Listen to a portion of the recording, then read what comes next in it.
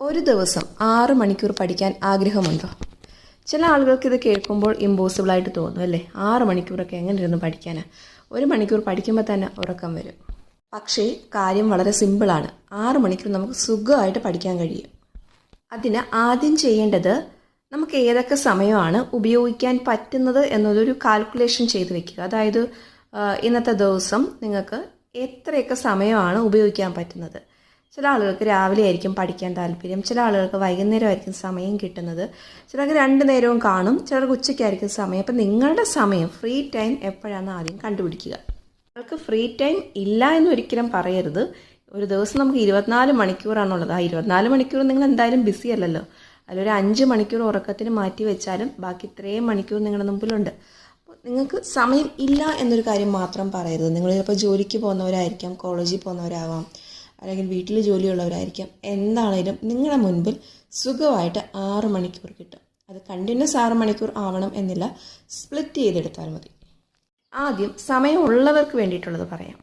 6 മണിക്കൂർ എന്നുള്ളത് നിങ്ങൾക്ക് രാവിലെ 3 മണിക്കൂറും വൈകിട്ട് 3 മണിക്കൂറുമായിട്ട് സ്പ്ലിറ്റ് ചെയ്തെടുക്കുക അല്ലേ? അപ്പോൾ രാവിലെ നിങ്ങളിപ്പോൾ ഒരു 4:30 എണ്ണിക്കുവാണെങ്കിൽ 5:30, 6:30, 7:30 വരെ നിങ്ങൾക്ക് പഠിക്കാൻ പറ്റും. 3 മണിക്കൂറായി.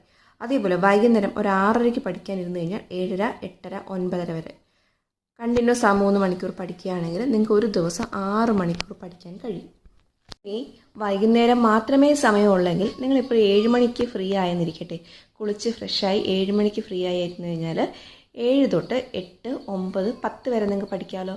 10 മണിക്ക് ഫുഡ് കഴിച്ച് കുറച്ച് റിലാക്സ് ചെയ്തിട്ട് 10:30 ആകുമ്പോൾ വീണ്ടും പഠിക്കാനിരിക്കുക. 11:30, 12:30, 1:30 വരെ നിങ്ങൾക്ക് വീണ്ടും പഠിക്കാം. അതിനുശേഷം ഉറങ്ങിയിട്ട് രാവിലെ നിങ്ങൾ കുറച്ച് ലേറ്റായിട്ട് എഴുന്നേറ്റാൽ കുഴപ്പമില്ല. നിങ്ങൾക്ക് ജോലിക്കൊക്കെ പോകണമെങ്കിൽ 6 മണിക്ക് എഴുന്നേറ്റാൽ മതിയല്ലോ. നിങ്ങൾക്ക് സമയം ഇപ്പോൾ രാവിലെ പഠിക്കാൻ സമയമില്ലെങ്കിൽ എഴുന്നേൽക്കേണ്ട കാര്യമില്ല. രാത്രി 1:30 വരെ ഇങ്ങനെ പഠിച്ചാലും മതി. ഇനി ഏറ്റവും കൂടുതൽ പരാതിയുള്ളത് വീട്ടു ജോലിയുള്ളവർക്കൊക്കെ ആയിരിക്കും. അപ്പോൾ അങ്ങനെയുള്ളവർക്കും സമയം സ്പ്ലിറ്റ് ചെയ്തെടുക്കാം. നിങ്ങൾ ഒരു 5 മണിക്ക് എണ്ണിക്കുകയാണെങ്കിൽ 6 തൊട്ട് 7 മണി വരെ 2 മണിക്കൂർ പഠിക്കുക അല്ലേ? അതിനുശേഷം വീട്ടിലെ ജോലികളെല്ലാം ചെയ്ത് തീർക്കുക. ഒരു 11:30 ആകുമ്പോൾ ജോലി തീർത്ത് കഴിഞ്ഞാൽ 11:30 തൊട്ട് 12:30, 1:30 വരെ, അതായത് ചോറുണ്ണതിന് തൊട്ട് മുമ്പ് 2 മണിക്കൂർ കൂടി പഠിക്കുക. അപ്പം 4 മണിക്കൂറായല്ലോ. അതേപോലെ നിങ്ങൾ ഉച്ചയ്ക്ക് അധികം ഉറങ്ങിയൊന്നും ചെയ്യാതെ ഒരു 3:30 ആകുമ്പോൾ വീണ്ടും പഠിക്കാനിരിക്കുക.